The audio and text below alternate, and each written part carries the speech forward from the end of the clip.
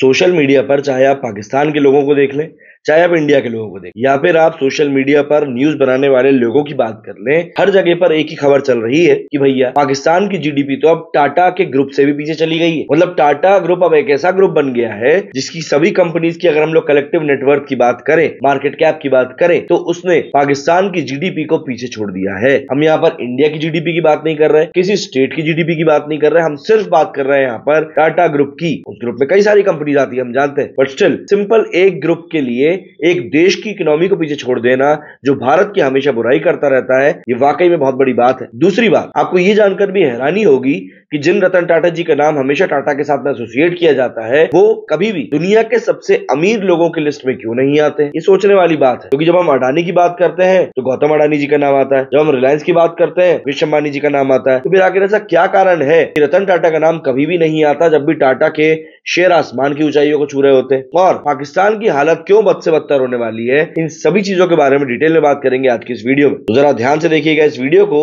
और अगर पसंद आए तो अपने दोस्तों के साथ और फैमिलीज में इसको शेयर जरूर कीजिएगा। देखिए, टाटा ग्रुप के बारे में शायद ही कोई ऐसा व्यक्ति होगा जो भारत में नहीं जानता। टाटा ग्रुप भारत की पहली ऐसी एक सबसे बड़ी कंपनी बन गई है जिसका की मार्केट कैप 30 लाख करोड़ का, मतलब जो मार्केट कैप कैपिटलाइजेशन है, उसको क्रॉस कर चुका है। सिंपल सा इसका मीनिंग ये है कि ऐसा इसके पहले कभी नहीं हुआ है, कोई एक ग्रुप ऑफ कंपनीज का मार्केट शेयर करीब करीब 30 लाख करोड़ को क्रॉस किया। तो आखिर ऐसा क्या हुआ, जैसे ही ये क्रॉस किया तो हुआ कुछ यूं कि जैसे ये न्यूज निकलकर सामने है कि ये टाटा का मार्केट कैप ऐसा ऐसा हो गया है, सोशल मीडिया पर लोग तरह तरह की बातें करने लगे कि टाटा आज की डेट में इतनी बड़ी कंपनी बन गई है कि वो पूरा अगर पाकिस्तान की इकोनॉमी को मतलब ओवरटेक करना चाहे तो वो कर सकती। मतलब पाकिस्तान की इकोनॉमी, उसकी जो जीडीपी है, उसके सामने आज की तारीख में टाटा के सामने कुछ लगती ही नहीं है। मतलब साफ तौर पर खबर देख सकते हैं कि at $365 billion Tata group grows bigger in size than entire economy of Pakistan. और इसी के साथ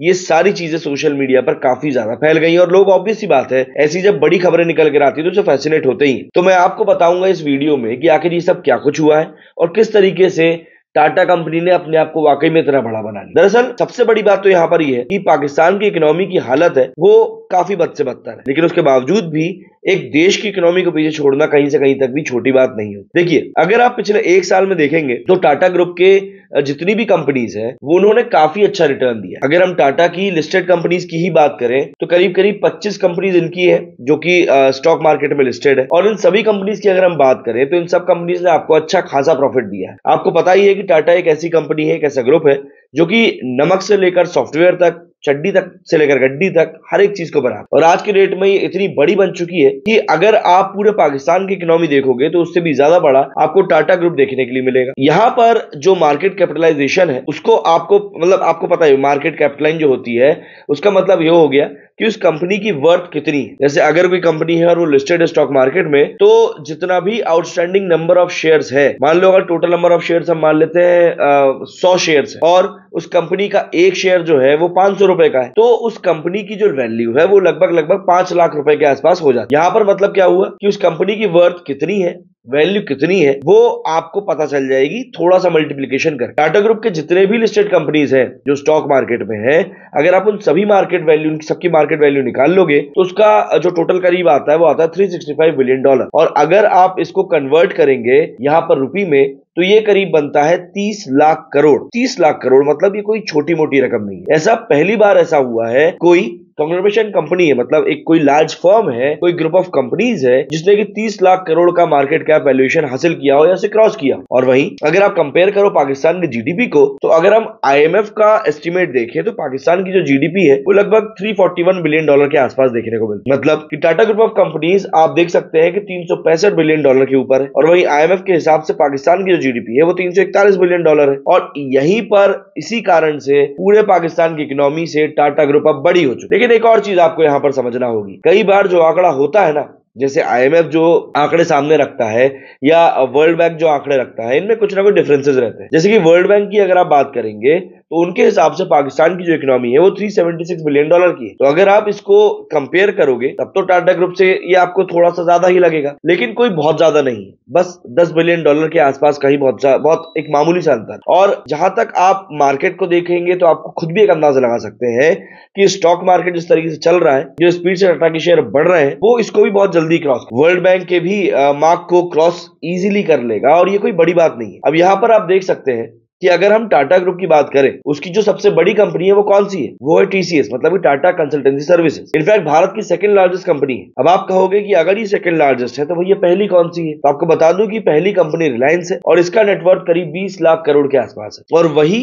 अगर हम स्पेसिफिकली टीसीएस की बात करें तो इसका 15 लाख करोड़ के आसपास का टोटल मार्केट कैप है वो, और डॉलर्स में जाएंगे तो करीब $170 बिलियन। इसका मतलब अकेले टीसीएस की ही पाकिस्तान की इकोनॉमी के साइज से आधी बड़ी पूरी मार्केट कैप है। जरा सोच के देखिए, आपको एक डिफरेंस देखने के लिए मिलेगा। अकेली टीसीएस को ही अगर हम कंपेयर कर ले तो वो पाकिस्तान की इकोनॉमी की आधी। अब इसको अगर हम थोड़ा सा और समझे तो टाटा ग्रुप कंपनीज की बात जब हम करते हैं तो कई सारे जो शेयर्स है वो दरअसल पिछले कुछ समय में ना बहुत भयंकर रिटर्न देख चुके हैं। मतलब इतना रिटर्न कि आप इमेजिन भी नहीं कर सकते। पिछले एक साल की अगर हम बात करें तो कई सारे शेयर्स हैं जो कि मल्टी बैगर साबित हुए। टाटा मोटर्स के बारे में तो आपने वीडियो बथेरे देख ही ली हो, कई गुना रिटर्न आपको इन सब में देखने के लिए मिले। एटलीस्ट 8 ऐसी कंपनीज हैं जो आपको मतलब इतना रिटर्न दे चुकी है टाटा की तरफ से कि जो बहुत शानदार था। मतलब पिछले एक साल में जो रिटर्न है, जो वेल्थ है, वो करीब करीब डबल हो चुका है। यहां पर आप देखेंगे कि टाटा के करीब 25 शेयर की हम लोग बात करते हैं, 25 कंपनीज को आपको यहां पर देखने के लिए मिलेंगी मार्केट में। ये जितनी भी कंपनीज है यहां पर 25 कंपनीज में टाटा ग्रुप की जो लिस्टेड कंपनी है स्टॉक मार्केट में,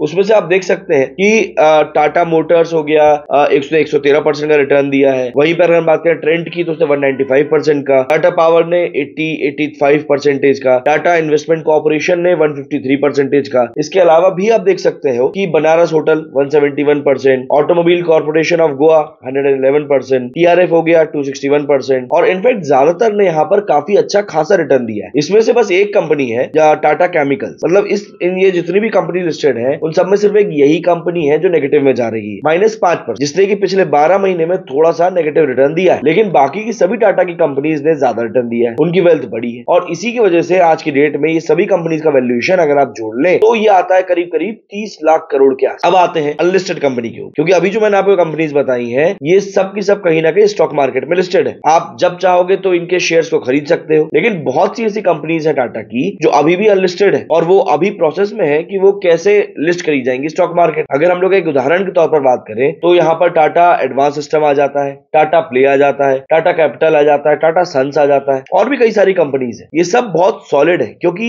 ये सब लिस्टिंग का वेट कर रही है। और देखो, एक लिस्टेड कंपनी की वैल्यू निकालना तो बहुत आसान होता है। आप उसके एक शेयर की वैल्यू को उसके नंबर ऑफ शेयर जो मार्केट में है उनसे मल्टीप्लाई कर दो, आपको उसकी वैल्यू समझ में आ जाएगी। लेकिन असली खेल होता है नॉन लिस्टेड कंपनीज में, जो भी लिस्ट नहीं है उनका भी मार्केट वैल्यू है, लेकिन उनका मार्केट वैल्यू निकालना थोड़ा सा हो जाता है मुश्किल। लेकिन स्टिल अगर आप एक मोटा मोटा ही फिगर लेकर चले तो कम से कम बताया जाता है कि $170 बिलियन इन सबकी नेटवर्थ है। $170 बिलियन का मतलब हो जाता है करीब करीब 15 से 16 billion dollar, sorry lakh crore, 15 से 16 लाख करोड़। और देखो, अभी मैंने आपको पहले बताया था कि जो लिस्टेड कंपनीज है उनका टोटल आंकड़ा है 30 लाख करोड़ का। वहीं पर अगर आप ये 15 लाख करोड़ जोड़ दोगे तो ये हो जाएगा करीब 45 लाख करोड़। आज की डेट में टाटा ग्रुप का आप सोच सकते हैं कि इतना ह्यूज, मतलब कि पाकिस्तानी की इकोनॉमी को, अगेन मैं ये कहना चाहूंगा कि उससे करीब करीब 50% ज्यादा ही है। और इसके अलावा भी आप देख सकते हैं कि यहाँ पर टाटा कैपिटल्स हो गया, ये बहुत जल्द ही आईपीओ में आने वाले हैं। नेक्स्ट साल फिर टाटा प्ले हो गया, ये भी आईपीओ में आने वाले हैं। तो बहुत सारे आईपीओ अभी टाटा कंपनीज के और आने वाले हैं। लेकिन क्वेश्चन यहाँ पर यह है कि आखिर टाटा ग्रुप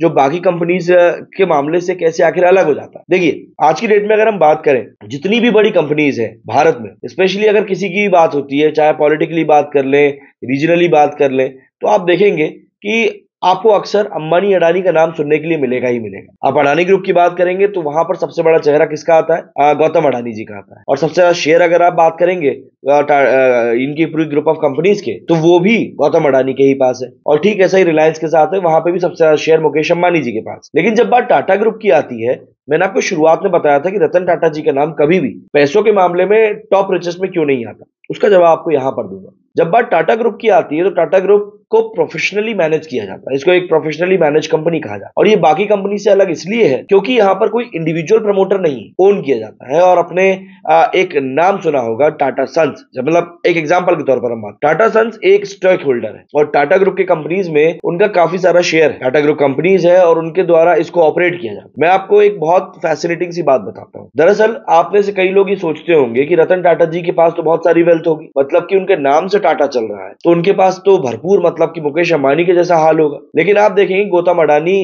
या फिर मुकेश अंबानी की तरह आपको कभी भी रिचेस्ट की लिस्ट में रतन टाटा जी का नाम नहीं दिखेगा। क्यों? क्योंकि रतन टाटा जी के पास में टाटा सन्स का एक भी शेयर नहीं है, 1% से भी कम शेयर। मतलब आप समझो कि यहां पर कोई एक इंडिविजुअल प्रमोटर नहीं है अंबानी या अडानी की तरह। सबके सब यहाँ पर प्रोफेशनली चीजें मैनेज हो रही हैं और किसी एक व्यक्ति के ऊपर सारी चीजें टिकी हुई नहीं है। एक और नाम ले लेते हैं, राकेश झुनझुनवाला जी। बहुत बड़ा नाम है स्टॉक मार्केट में। कुछ समय पहले उनकी आकस्मिक मृत्यु हो गई थी, आपने इनके बारे में सुना ही होगा। अनफॉर्चुनेटली, जैसा कि मैंने आपको बताया, वो आज हमारे बीच में नहीं है, लेकिन वो भी बहुत ज्यादा फैसिनेटेड थे टाटा ग्रुप से। उन्होंने दरअसल एक बार बताया था कि इट इज कोइंसिडेंस कि मेरे पास टाटा ग्रुप के सबसे ज्यादा शेयर है और उनकी कंपनीज के मेरे पास, मतलब जिस तरीके से मेरी वेल्थ बनी है उसमें टाटा का बहुत बड़ा हाथ है। जब से यहाँ पर एन चंद्रशेखर चेयरपर्सन है, वो बनकर आए हैं, तब से वो टाटा ग्रुप को लेकर और भी ज्यादा एक्साइटेड हो चुके हैं और ज्यादा बुलिश बिहेव कर रहे हैं मार्केट में। इनफैक्ट राकेश झुनझुनवाला जी की मृत्यु के बाद भी अगर आप देखेंगे तो राकेश झुनझुनवाला जी की फैमिली का जो टोटल पोर्टफोलियो है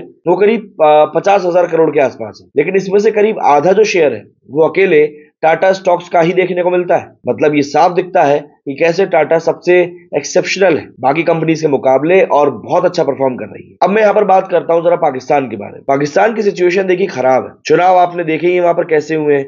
आज तक समझ में नहीं आया कि भैंस के टांग जीता कौन है और हारा कौन है। जो जीता है वो जीता नहीं, जो हारा है वो जीत गया, मतलब तिकड़मबाजी मची हुई है। अगर आप पाकिस्तान की सिचुएशन को लेकर देखो तो पाकिस्तान की बात 2020, 21, 22 के जो 2 फाइनेंशियल ईयर थे वहां पर ग्रोथ अच्छी हुई थी, 6.5 से 5.8%। लेकिन अगर आप बात करोगे 2022 के बाद से तो वहां से इनका एक फॉल देखने के लिए मिला। पाकिस्तान की इकोनॉमी की जीडीपी में बड़ी गिरावट आई क्योंकि वहां पर फ्लड आ गया, नेचुरल कैलामिटीज आई, हैवी लॉसेस देखने के लिए मिले।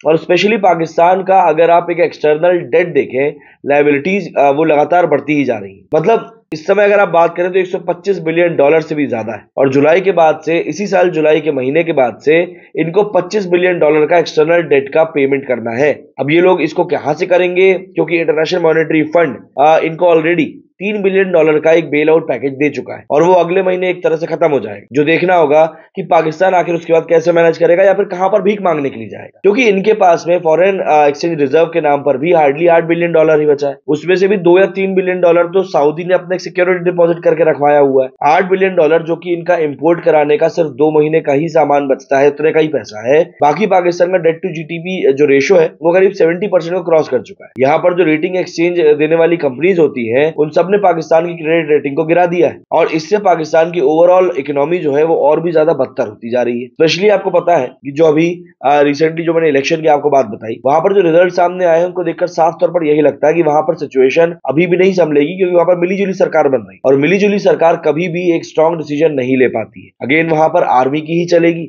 और जब आर्मी की चलेगी तो ये देखना होगा कि पाकिस्तान इन सारी चीजों को आखिर मैनेज कैसे करेगा। सीधी सीधी बात आखिर में यही आ जाती है कि अगर हम भारत की बात करें तो भारत की जीडीपी आज की तारीख में $3.7 ट्रिलियन के आसपास है।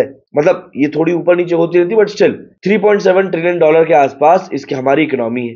और रिसेंटली आपने देखा होगा कि हमने जापान को पीछे छोड़ दिया है और आने वाले समय में बोला जा रहा है कि हम 2028 तक जापान के साथ साथ हम जर्मनी को भी जीडीपी के मामले में पीछे छोड़ देंगे। तो ऐसे में टाटा ग्रुप जैसी जो कंपनीज है वो वाकई में इंडिया की ग्रोथ में एक बहुत बड़ा रोल अदा करती है। उम्मीद करता हूं आपको समझ में आया होगा टाटा ग्रुप का क्या कुछ खेल चल रहा है इस समय मार्केट में और कैसे पाकिस्तान को हमने इस तरीके से दुलत्ती मारी है कि उनकी बेइज्जती भी अब कहना कम ही शब्द होगा। मेरे स्टूडियो फिलहाल इतना ही। जय हिंद, जय भारत।